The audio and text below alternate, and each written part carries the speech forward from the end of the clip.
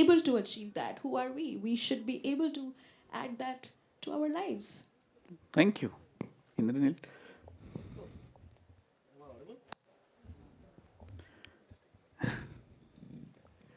So I look at work-life balance as a very relative thing. So you cannot really make it a uniform matrix and apply to everyone. What might be a great balance for me might not be applicable to you, Hmm. and similarly, what's working for you is not something that might make sense to me. So as long as that balance is something that is helping you progress forward, you should not be comparing it to others, but just focusing on how this is taking you forward, because it is about priorities and everyone's priorities vary.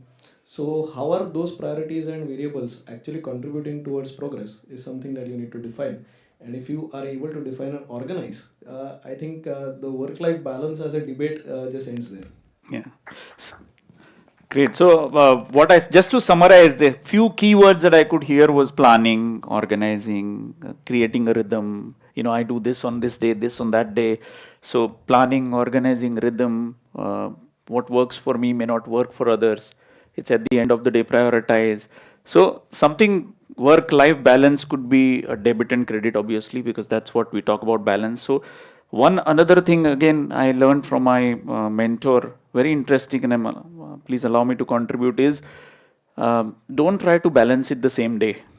Because today you have 5 debits, you can do credits 6 months later as long as at the end of the year the balance sheet is tallied, you have work life balance. This was very well said by one of my mentors, and I truly believe, and I think you just supported the same conversation, that making sure we do that. In fact, I have another interesting story around this. Since we're talking work life balance, I met a millionaire the other day, a new age millionaire who has just become a millionaire in the cryptocurrency era. And he's a big cryptocurrency player himself. In fact, made Dubai home because back home you can't keep as much balance in your account at that age. So he has just made Dubai his home. And I asked him, I said, exchange is open 24 hours. What is the sweet spot? He said, out of the 24 hours, you get a 3-minute window where you have to ensure you're on top of the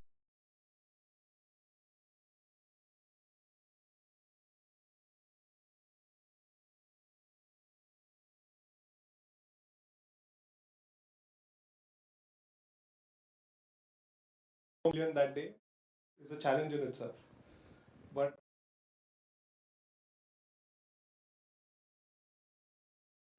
where work-life balance could get redefined in its own way. Yeah, I'm sure. Imagine 3-minute window in the day to make your million for that day. Thank you for sharing that. Uh, so we have two very stalwart family businesses here. I think Janak, your family is in business for over 100 years. Your family, I think, I was reading about it, more than 80 years now. So let's start with Janak. Janak, you coming in as a fourth generation into family business, and I see there are loads of family businesses in Dubai. Second generation, third generation is entering into the business. What are the two mantras for the third and the fourth generation when they enter an established business? They're already stalwarts. They know how they've been doing business, but the famous saying, what worked them may not work now. What brought you here may not get you there, is the famous saying. So, as a newcomer, I'm sure you understand that what your grandfather did that time may not work today. So how do you tackle those issues at the family level and still make your place, keep the relationships going? Let's throw some light on that and understand that. So my experience has been that learning is consistent. What your grandfather got or what your great grandfather did may not necessarily apply to you, but the principles do, the Okay. values do. They hold you back. They are the foundation for the development for you to be able to successfully take it to the next level, if I may. And so I think holding back those values and principles is very important. I mean, you need to review them, tweak them to the current situation, but that learning is consistent. And I think that is the biggest strength that we have as family business owners or part of a family business ecosystem, that you already have something that at some point in time has been dealt with. So if you are facing a certain challenge in your playbook, there has to be some learning somewhere which needs to be tweaked and applied to the current conditions for it to be fruitful in today's day and age. So that is that, the heritage does help you in its own way. But the challenge is, how do you take it forward from where you entered? Because that's a path that you would be laying for the future generations within the ecosystem. So you have to, really play the balancing act for the foundation to be strong enough to continue for the next couple of years. Oh. While it may sound very difficult, honestly, it is not. You have enough of backing to let you embed that into your own mind frame or your own system, and then of course you have to apply your learnings. Not very difficult, not rocket science. I'm sure everybody can start and take it there. Uh, you have to just have the belief in yourself to take it ahead. Oh, thank you. I think the key word was value system. If you see family value system that is binding together, I think you create your own playgrounds in the boundaries of the value system. If you have to define that that way. Thank you, Janak, for sharing. Indranil, your thoughts on this? So when I took the responsibility of leading this business in 2016, I came in from a engineering and a MBA background, and I was talking facts and numbers and mostly acting like a manager. What I realized after that is that while the logic was making sense, very often family businesses don't simply work on logic, but they also work on emotions. And the emotions come in because there is a lot of legacy that is embedded into the generations that are there. So the tricky part is to find a way where we are able to communicate very well with all generations involved in running the family business about what is to be expected, what is going to change, how as a business are we going to be relevant in the age where there is disruption happening all around us, and while doing that, how are we ensuring that the legacy that has been created by 2 or 3 generations before us continues to sustain as a framework for the next 2 or 3 generations at least. So building this together as an ecosystem is going to be the key part in taking family businesses forward. And that is something that somebody who's leading it needs to do. One is understand the legacy and the value system. Second would be about communication and driving that through. Yeah. Thank you. I think again the keyword was communication. If you notice, um, communication is the key. Communication is the response you get, as they say. So when you are especially dealing with stalwarts in your family members who have proven track records, when you have communication with them, explaining why you're doing it, how you're doing it, what you're doing it to the fullest is the key, I think. Yeah. So thank you for sharing that value system, communication. These are two keywords we could catch up in the conversation. Uh, let's turn to Mithun. Mithun is first generation entrepreneur. Yeah. So I wouldn't ask you the generation question, but the question for you is learnings from the last 2 years, which for many industries were the toughest. So I think 90% of the industries had toughest time. Now some flourished, the 10% really flourished, but Yeah. let's look at the 90%. Did you have any learnings personally and business wise in the last 2 years, COVID especially? So I don't come from a business background. My family has never been into any business. We come from, my father was a banker, my mother was a housewife, and nobody I know in my family has ever done business at all from academic backgrounds. When I came to Dubai, I took this opportunity. This was way back in 2004 when I came in Dubai. I saw this is a land of opportunity. And I took that opportunity in 2005 and I started my business. In the last 2 years, because I come from the health industry, I'm in the nutrition industry, what I realized in the last 2 years, there were so many industries that were really struggling. But somewhere, my business took off. The reason is people realize the importance of the foundation of good health, the foundation of if you have your strong immunity, you can beat or fight this virus that we have.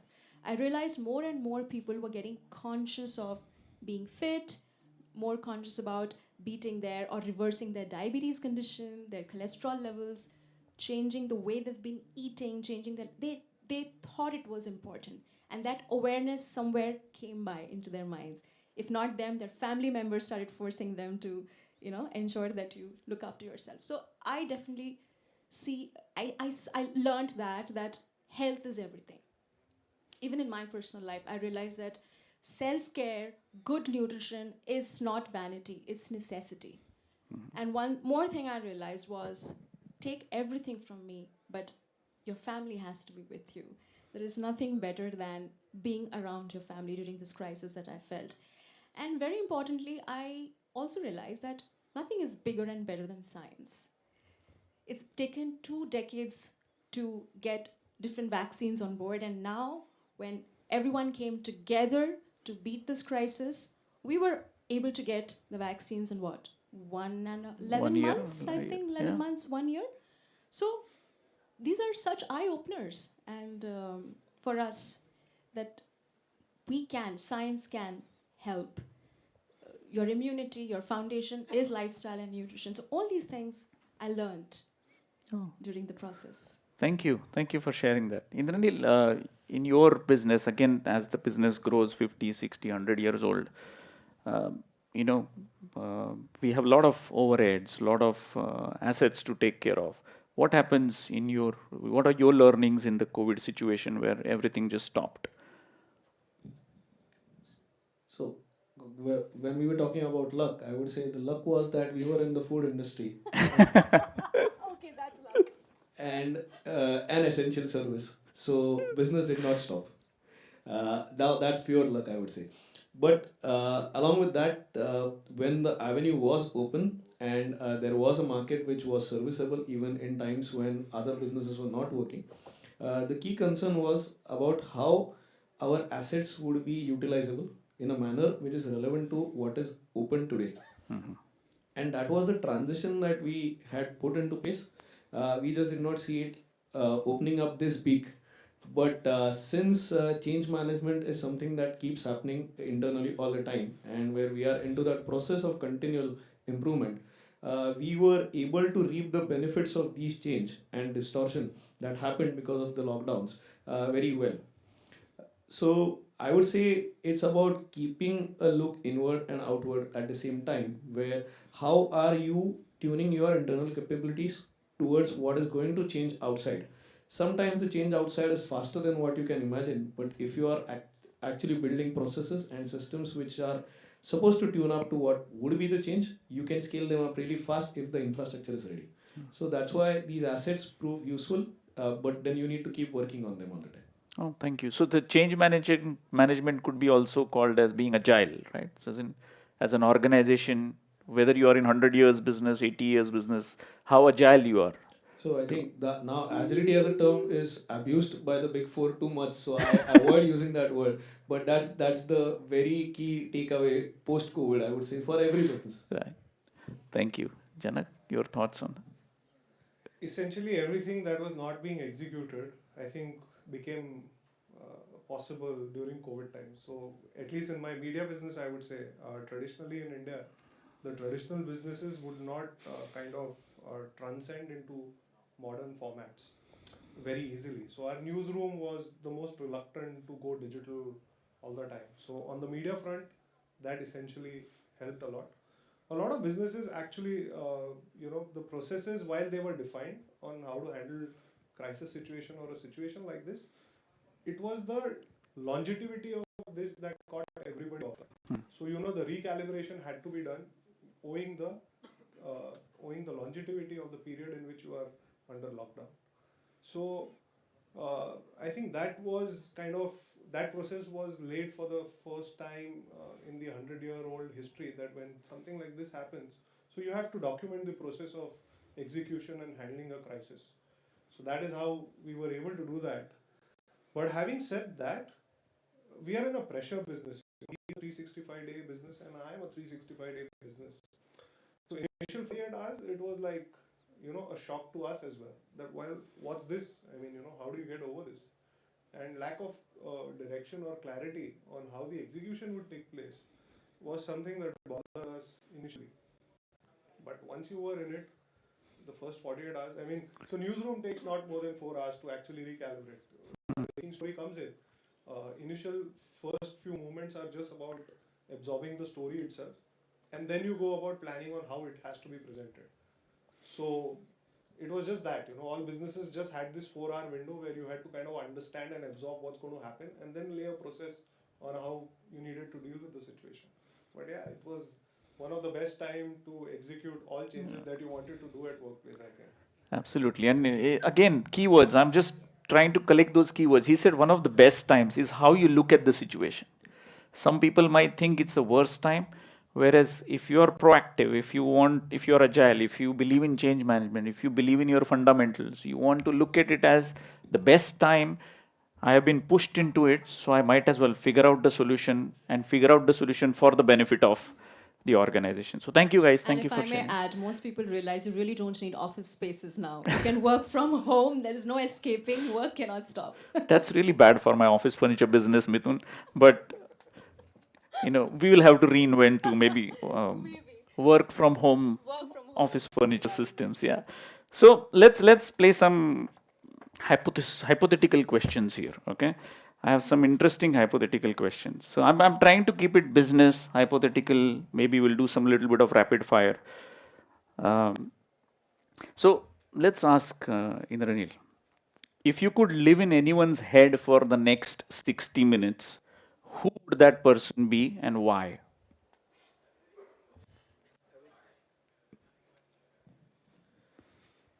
It would definitely be Elon Musk at this time. And why? So the amount of disruption that one person is creating is something that we probably are not able to sink in at this moment. But very often, such disruption is what actually helps take leaps in progressive direction for the community as a whole. In this case, mankind and probably the environment as a whole. So I would love to be inside his head and see what's happening, because that disruption is what I believe is going to be fast paced. Even more than what we've imagined so far. And getting an inkling on that would be a great thing to have. Oh, fantastic. I love that answer. Chanak? Well, this was the first time when I thought you should have asked me before you asked him, but since I do not want to go down the same route, and there is no, dearth of leadership available to look up to, I think I'm going to choose Tim Cook for two reasons. One, you're always asked this question, that what did you do differently from your predecessor? So From the legends. from the legends, and again, I think as an organization, they are very design led. That is something that I really get fascinated about. It's not about the money, it's not about what's the market share, it's about how do you design the product the way you do. Of course, my second choice would definitely be Elon Musk, simply because of the way you think. But I think technology is the category that you're looking up to most of the time these days for Wow. leadership and goal setting for yourselves. Thank you. Mithun? I think then I would say Jeff Bezos. Okay. No one from India, no one from UAE? Elon Musk is taken, so I will choose Jeff Bezos. I want to know what's going on his mind when he takes those risks. What does he think about what the customer wants? He's created such a comfortable environment for the customers. I want to know what he thinks when he challenges himself and takes those leaps. And I think I will also want to get into the head of two women. One is Jennifer Lopez Okay. and Asha Bhosle. Number one, they're ageless. They're ageless. Is it the adrenaline they have of their talent and the fact that when they come on stage, that adrenaline, is it what keeps them so young and alive? That go-getter attitude, never stopping, unstoppable women. So I want to get into their heads to understand what they are thinking really, to be where they are and how they look and how they present and how they're so ageless. So Since you CJ, say. you mentioned nobody from Dubai or India. Actually, I think we need to change the definition of fan following. In the sense, you cannot just look up to one person anymore. You have different qualities. You have different way in which leadership is being presented to the world. I mean, imagine this own show in the times that has been created. Remarkable. The openness of this country, I think, is to the next level. How can you attract so much of nationalities to make this your home, I think it's remarkable, and I must compliment them for giving us that feeling. You talked about India. I mean, in India, you can look up to say a Virat Kohli for the kind of leadership qualities that he brings about in the physical format of the game itself. So I don't think it's that age anymore that you just look up to one uh, Yeah. leader. You have to look at multiple people for multiple reasons. Absolutely, well said. These days, even if someone asks you who's your mentor, there is no one answer to that question. In fact, we have a young girl here uh, uh, who who does some commendable job during or did commendable job during COVID-19. Can you just get up? I'm sorry, I forgot your name, but yeah, yeah, Shruti. She has done some remarkable job during COVID. I mean, helping the Indian diaspora here, the way she did, or the e-waste management that she's doing. Yeah. It's So amazing. Rahul's daughter is also involved in it, Riva. She's also part of it, and they're doing amazing job. I think big round of applause for the two young ladies in the room. Coming back to technology, now that we've been hearing a lot about technology, I just want to understand what's your take on technology, how important it is, where do you see it's going, have you implemented certain technology in the business? So Mithun, let's start with you because I know I understand your business, I've seen it, experienced it. To what far have you gone in technology? There is no escaping, even if I'm very old school. I've realized one thing: if you want to grow and have this freedom of not being bookish, you have to have technology. So, yes, our supply chain, logistics is all technology, is where it comes in. Even managing our customers, clientels. It's a lot of logistical work that goes in managing these clients, their progresses, their schedules, a lot of things, because we have a delivery team, we have a prep team, we have the admin team. So we have, yeah, the technology definitely plays a huge role. I cannot escape that. Even if I am not very savvy, I have a team that looks after it. So I stay away from that bit because I can't understand, but no escaping is what I know for sure. Chanak, I know you have a artificial intelligence business. So So I've always been a big fan of the technology space itself for two reasons. One, I believe the pace of automation helps you grow much faster than you could ever imagine. Also, I think it has changed the way we live now. I mean, it has brought along with it abundance of opportunities for you to explore and improve. So, I mean, honestly, I'm not the right person who should be commenting on the technology question that you have. But yeah, I'm a big believer of the right technology at the right place at the right time. So, and choosing right technology sometimes becomes very difficult for a layman, yeah, so that's where we come which into the is picture. We help them choose the right technology, right? So, but yeah, you have to be ahead of the curve. You really need to understand the disruption and be able to visualize the impact that it's going to have on the livelihoods all across. When I say livelihoods, it's not literal livelihoods, but it's life in general. One was that, and I think that in a way also answers your question about the work-life balance. I think technology now than ever before has helped you manage work-life it helps balance you create. much better. Yeah, thank you. Indranil? Technology now is so heavily embedded in every aspect of our life. If I was to equate it to anything, it would be like the pinch of salt in every amount of food that we are having. You might not realize it often that how much impact salt makes onto your food and also onto your body. But if it is less, I'm sure everybody's going to point it out.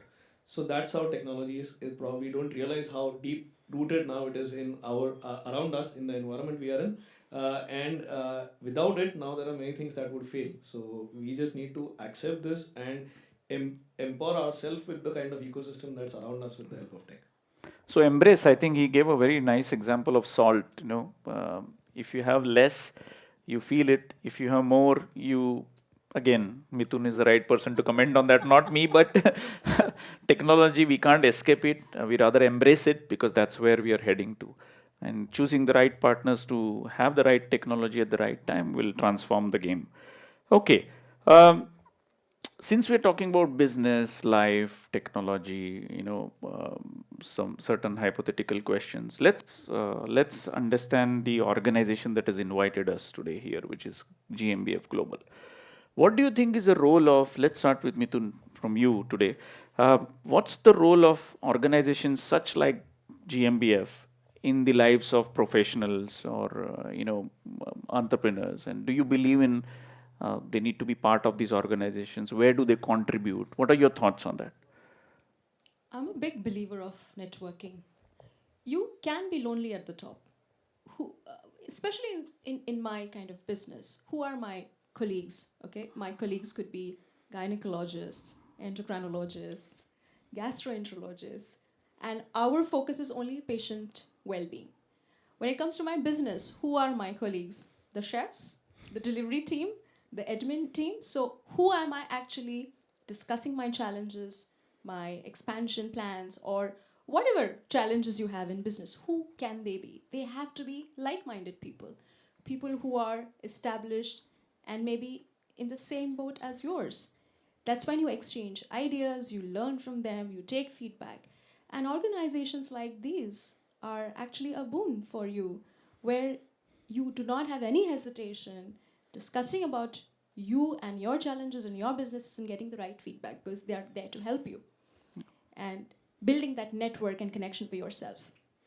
Thank you. Indranil? I'm a firm believer of having an organizational ecosystem around us, and not just one. There should be many. I feel, and I personally enjoy the benefits of being part of such organizations. And what I see is that as a community, most entrepreneurs need to have an ecosystem around them which is built with people having the same set of problems and also able to discuss them. And this common ground is something that actually helps take the community forward in a great manner, because there are multiple people thinking on one set of problem in different directions, and that just helps progress things. And while that the impact of it is that the network effect genuinely creates a pyramidal approach where every member becomes a beneficiary of this organization. So I'm a big fan of it. Yeah, thank you. Janet? Well, I think I have been lucky enough to be not just working with multiple such organizations but also leading them. I think networking is a byproduct of what comes out of such associations. I wouldn't lay my thrust on the networking capabilities itself. What happens is you end up shaping up the future of the society at large. With all the work that you do, all the collective thinking that you do, you are in a way shaping up the way society needs to be led to a particular direction or a particular destination, if I may. Uh, when it is a collective approach, like like Indranil just said, that it is multiple people laying the thought on the table with multiple ideas of executing the same agenda. But choosing the right one is where the leadership really needs to take a stand. It's like your own organization, your own family business, that somebody has to ultimately take that entrepreneurial role and dive into that 5%. But I think I have seen the benefits around the world, not just in India or my own industry. It's the best thing to do is after you have attained a certain maturity of running a business, you need to get involved. Thank you. So I am a firm believer of you become the average of people you surround yourself with. So it's important that we are part of such organizations where we interact with people, the average goes up. And choosing right people, if the people are not right, the average may go down, and which we do totally understand. So keeping that search on constantly, surrounding yourself with qualified people so that we overall grow and help each other, because at the end of the day the growth comes from surrounding, meeting the right people at the right time in your life. Thank you guys, and endorsing that. I'm a firm believer of that, but I just wanted your opinion, and thank you for endorsing that. Mithun, coming back to you, these days, I'm on YouTube, I'm on Instagram, and I see health tips, and this new clinic is coming. Every Tom, Dick, and Harry is giving health tips and telling us to be healthy. Uh, so I want you to throw some more light on this. Also, disadvantages of choosing the wrong one, because it's too many available on YouTube and Instagram now. So how do we choose the right one, and disadvantages of choosing the wrong one? So, yes, like you said, in the world of Google and in the world of influencers, everyone is trying to give their tip. Now, consumer has to be smart. They have to see credentials. They have to see the credibility of the person giving the advice. It shouldn't be a person has lost 30 kgs and is capable of just advising. You might have a lot of repercussions. You might have health issues associated with it. So consumer has to be smart, has to see the credibility, because only a credible person will be able to give you advice that is research backed, science backed. Check the license of the person who's giving you that advice. If you're vulnerable, then of course you will fall prey to it. But you have to be smart. There will be many people giving you all kinds of wrong advices, following this diet, that diet, not naming them, but and they have had repercussions in their health, and then they have come back to reverse that. So why would you want to play with your body? You don't have any plan B. Be educated about your body. You have one life to live. Yeah. So yeah. Yeah, well said, well said. Thank you for sharing, because nowadays you open your any social media, YouTube, you've been haunted by these advertisements of $5 thing, $10 thing, and you really you're tempted to buy it, and then realize the repercussions of it. So, thank you for sharing some thoughts on it. Indranil, no, Chitare is known for Bakarwadi, Amba Barfi, milk business, because I don't know whether, just for your knowledge, I was finishing my MBA in symbiosis, and the last year there is a project. I was given a project to study the milk distribution system in Maharashtra, and I was at your uh, milk distribution plant to study. So I didn't know you then, but what Chitale does more than what we know of, just Bakarwadi, the Amba Barfi, milk. What else, and where are you heading? Can you give us some more information about that?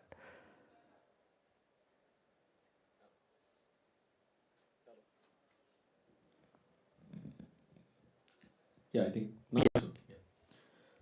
So of course we started with the milk business. Eventually moved into the snacking business. And what we do see is that the way things are evolving, the preference towards health is improving as well. Also, while doing that, both the main businesses that we were into are highly perishable in nature, and that restricts the serviceability aspect for us. So the focus has been on evolving Chitare into being a brand where our products can be consumed from breakfast to the evening dessert. Okay. And how do we try to fit various placements and sub brands inside the family to be catering to these niches that are being created? So, talking about social media, now I think the whole social media concept is revolving around the idea of FOMO, which is the fear of missing out. And that is prompting people to take steps which are sometimes not very fruitful in the long run, but jumping to conclusions happens very fast. And that's the same thing happening with many diets, and I'm sure she knows better than me. So, the question is that how do we focus on providing the right nutrition? So I am a firm believer that moderation is the key, which is one important part. But along with that, the way the human body is designed and what exactly constitutes to be good part of nutrition, are we as a food company trying to provide that through various options is something that we are trying to evolve into.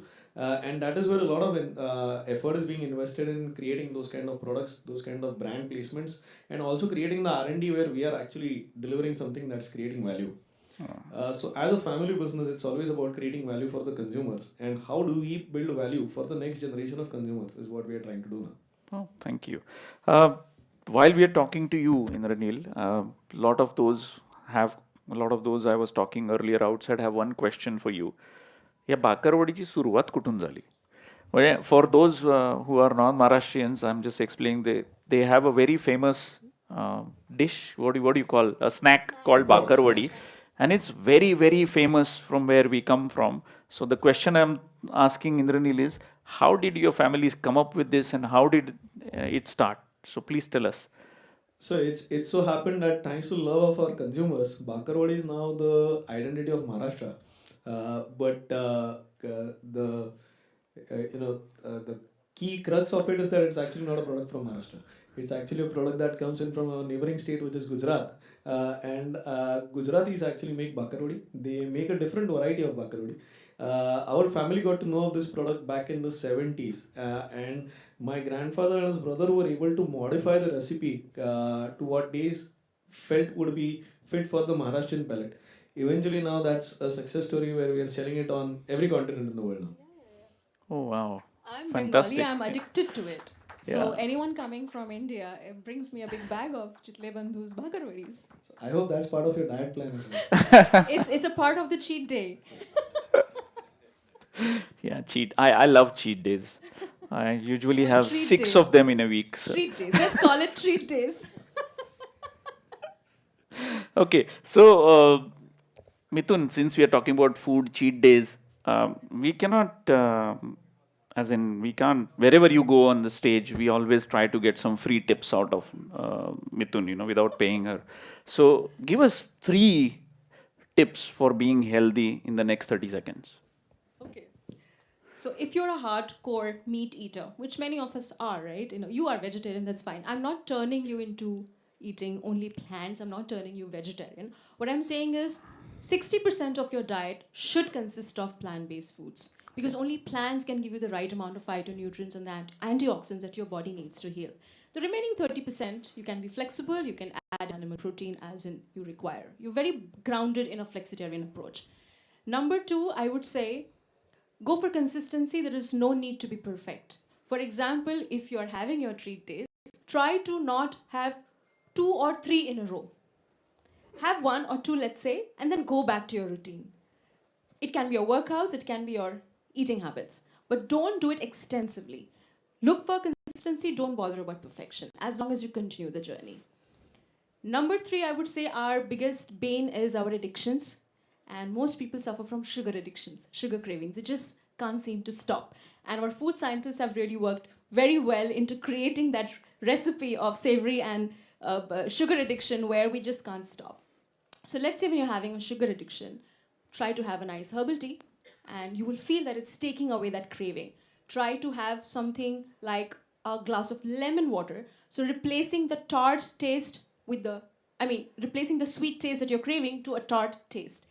And increase your intake of protein. So when you are eating a protein meal at that time when you're craving sugar too badly, your blood sugar stabilizes and the craving slowly goes away. And things like adding vanilla or cinnamon or adding saffron to your teas will take away the craving. Your brain gets that signal that I feel something sweet and I'm satiated. So these things help, Wow. small changes. I think people are going to demand the recording only of this part, clipping. So the audio AV team, please cut this 30 seconds and send it to the GMBF group. I'm sure people are going to look for it. So she used the word Janak. I'm going to ask you this. In her conversation, she said, "Go for consistency and not perfection." Did you say that? Yeah, I said So let's bring that to business, okay? Because sometimes we wait for the product to be perfect.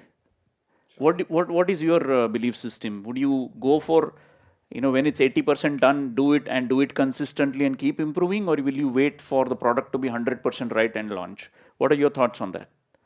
I think I would just go with the flow because what happens is there is a lot of learning in the actual world than what you perceive to be the perfection. The perfection, ultimately you're doing whatever you're doing in business for its acceptance at large. So you have to go with the flow, and the market feedback is going to be critical. Unfortunately, the trait that they are referring to, both of them, is something where perfection comes in before you can even go ahead with it. Simply because if you don't like it, you're never going to try it ever again. So you have that one window to be able to sell. But business at large, other than the food business or quite a few other businesses, Medical. you can go with the flow. I mean, where there is perfection required, there is perfection required. So. Thank you. What about you, Indranil? What are your thoughts on that? So when you develop a new product, would you wait for the final taste or you launch it? Well, this is a perennial debate in the boardroom. But off late, I try to make sense of it where I have concluded it that, lately I've designed a mechanism where it is about chasing excellence rather than perfection.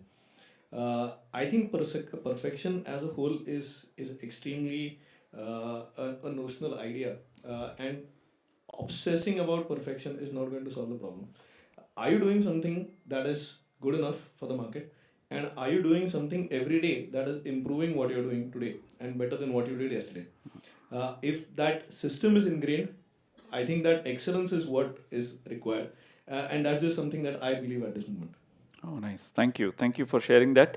Let's let's quickly have one or two rapid fires for Mithun. Now, Mithun, I don't know whether Vivekji introduced her, but she also runs. She's a very good singer, and she runs a band here called Raga Factory, and that's why she was talking about Asha Bhosle. You want to get in her head, and I suddenly remembered that maybe we didn't introduce you as a singer and owner of Raga Factory. So, Mithun, you've been a social media influencer, and I see you have thousands of followers, and what you say makes people believe and follow you. Between those two, what would you choose? An entrepreneur running Simply Healthy or a social media influencer? Any day, simply healthy entrepreneur. So influencers are dime a dozen nowadays, and anybody can become a social media influencer. But yes, I love being the entrepreneur that I am. And Mithun a singer or Mithun a clinical dietitian? Both. Choose one. Both is not an Both. option. No, both the professions is rewarding. Yeah. In the simply healthy profession, I'm transforming people's lives. When it comes to music, I'm transforming myself, my soul, and maybe I'm also rewarding others Oh, with a wow. nice kind of music. Well said, well So said. I yes, think that both. deserves I a can't round of decide. applause. Yeah. Thank you. Janak, physical newspaper, online news? Online any day. And Online any day. you sell what? A million copies a day, is it? Impressions. Thank you. Indranil, quantity, quality? Quality. Quality. Bakarwadi ki amba barfi? Amba Barfi. Amba. No. Raise your hands if you're Bakarwadi. Oh, the AV doesn't want us to see it, so he switched off the light.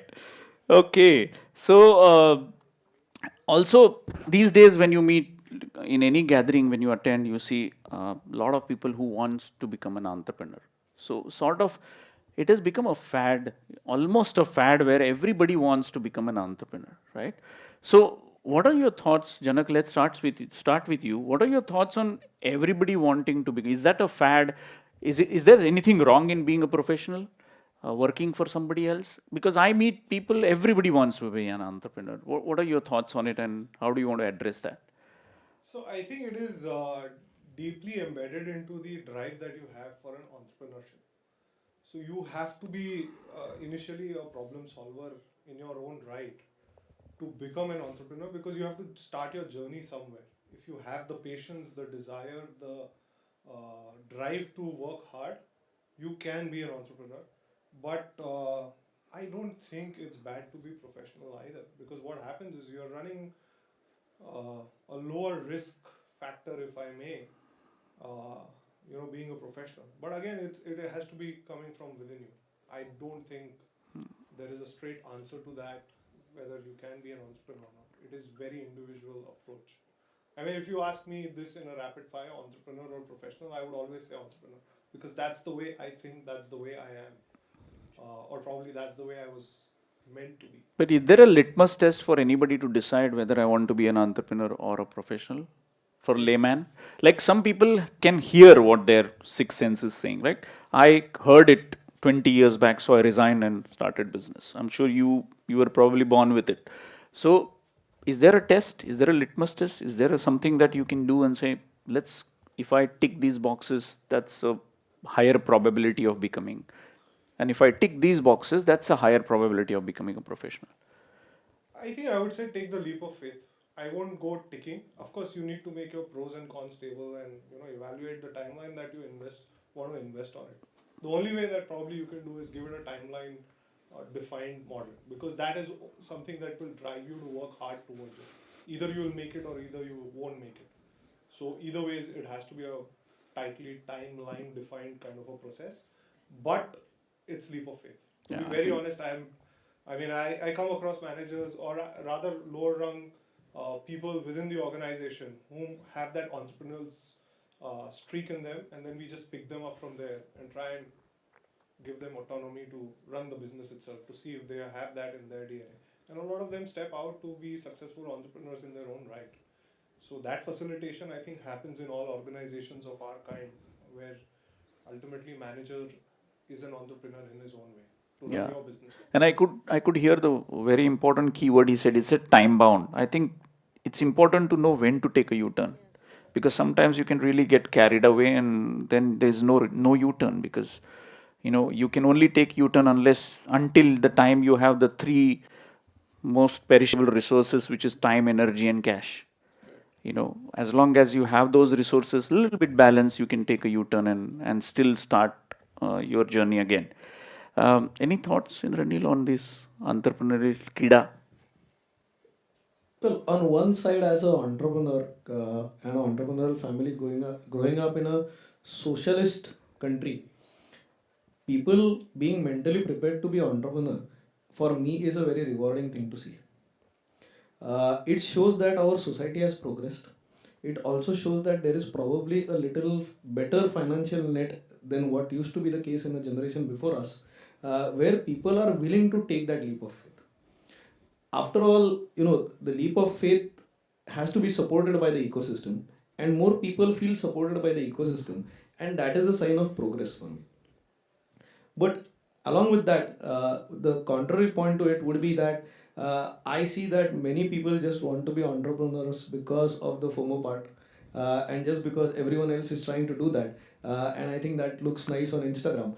But well, probably what you're trying to show and what goes beneath the surface, that's not even 1% of what actually goes into becoming an entrepreneur. So I would be really happy if we are able to create a better system through our educational channel itself, where we give more scope for people to experiment entrepreneurship and eventually see whether they are fit for doing that or not, because there is no one size fits all solution to it. But if somebody wants to try, can we build an ecosystem where their chances of success are better? Yeah. No, very well said. I think education system has a major role to play. I also believe personally that even an important topic like networking, why we don't teach that in school and colleges, because at the end of the day, networking is the art of building relationships. It's not networking is going attending workshops and having tea, coffee, or having a beer. It's about how you're able to build relationships, how you're able to leave the impact behind is all about networking. And education systems needs to incorporate that entrepreneurship, networking. So at early age, people will realize what path I want to take really. And it's thank you for bringing that topic in the discussion. Um, let's let's understand. We all, since we are talking about entrepreneurship journey is up and down, as we all know. There is no one day looks like the previous day. So when we are going down, when we are having those bad phase, when you are on a bad day, how do you keep your morale high, Mithun? Yes, you're right. You do tend to feel stuck in the rut many a time. You always feel, what's next? What's next further?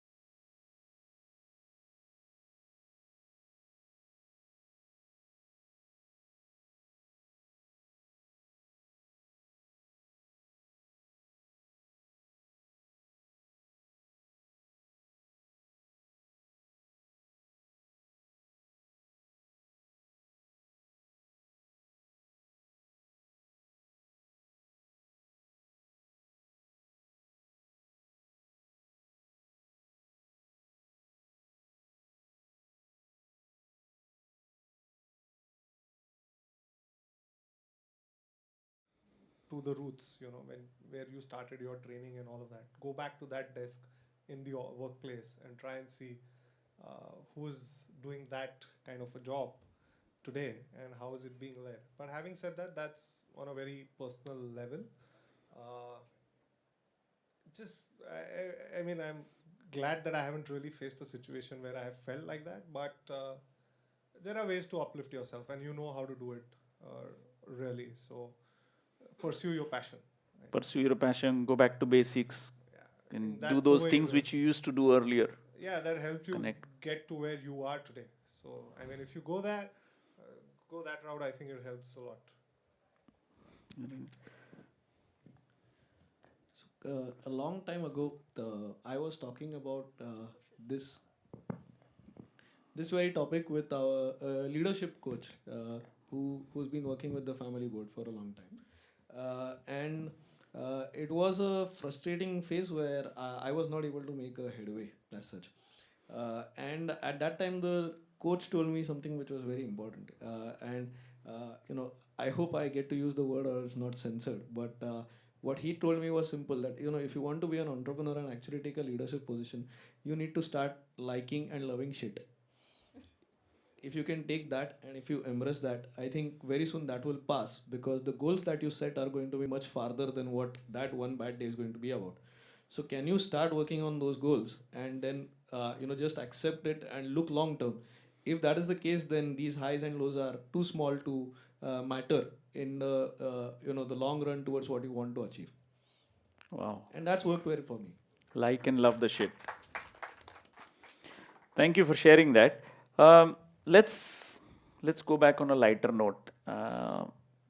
So that I'm going to give you a leeway here, because I'm going to ask them to tell us एक मराठी म्हण ज्याच्यापासून त्यांना काही learning झालेलं आहे. So because she is not Marathi, if she wants to, I know she speaks Marathi, but I wouldn't put her in trouble that way.